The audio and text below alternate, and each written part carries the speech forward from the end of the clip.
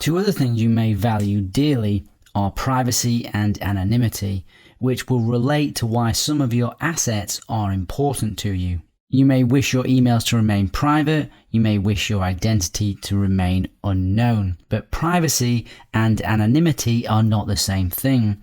So let's explore the difference. So privacy is nobody seeing what you do, but potentially knowing who you are. Privacy is about content. Privacy is about maintaining confidentiality and keeping secrets. One example of privacy could be if you send an encrypted email to a friend. Only you and they can read it, so it's private from the world and not public. Another example. If you register with a cloud storage provider such as Dropbox, you are not anonymous, but if you encrypt the files and only you have the key, the data is private. You have privacy. You are private in your own home, as no one knows what you do in your home. You are not anonymous, as everyone knows that you live there. Anonymity is nobody knowing who you are, but potentially seeing what you do. Anonymity is keeping your actions and activities separate from your true identity. Anonymity concerns your identity. Anonymity is when, out of a set of all possible people, there is an equal chance it could be anyone. You may desire this for viewing content, but not for making it. It depends. Anonymity means non-attribution to your actions, to be nameless, to be faceless. One example, you connect to the internet through an anonymizing service like Tor and post a message about women's rights under an anonymous username, maybe in a country where that's a crime. Your identity remains anonymous and separate from your true identity, but your message is received and not private. This is anonymity. If you connect to a website via a virtual private network, you are potentially anonymous to that website. But when you post a message on their public forum, that message is not private. And finally, there is a variant of anonymity people sometimes use, and that is pseudo-anonymity. Pseudo-anonymity is when you wish to retain a reputation against an identity.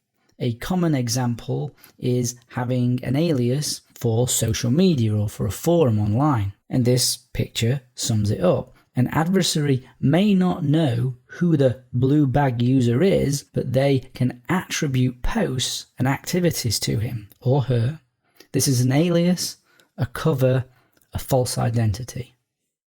So hopefully that should make it clear the distinction between privacy, anonymity, and pseudo-anonymity, so you can understand what you might want in your own situation.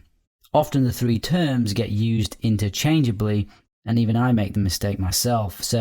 But it's important to understand the difference because different solutions provide privacy over anonymity and pseudo-anonymity.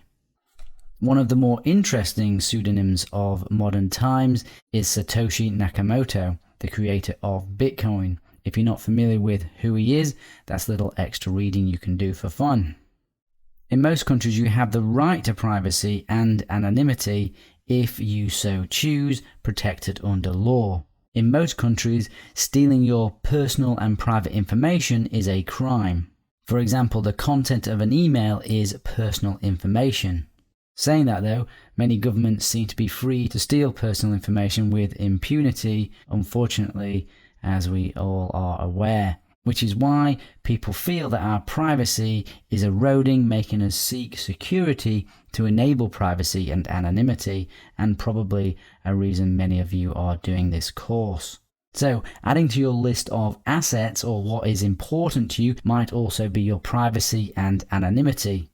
And your need may be greater or less than others that are on the course. As we go through the course, consider your needs for protecting your assets. That includes privacy and anonymity, as these will determine the security that you require.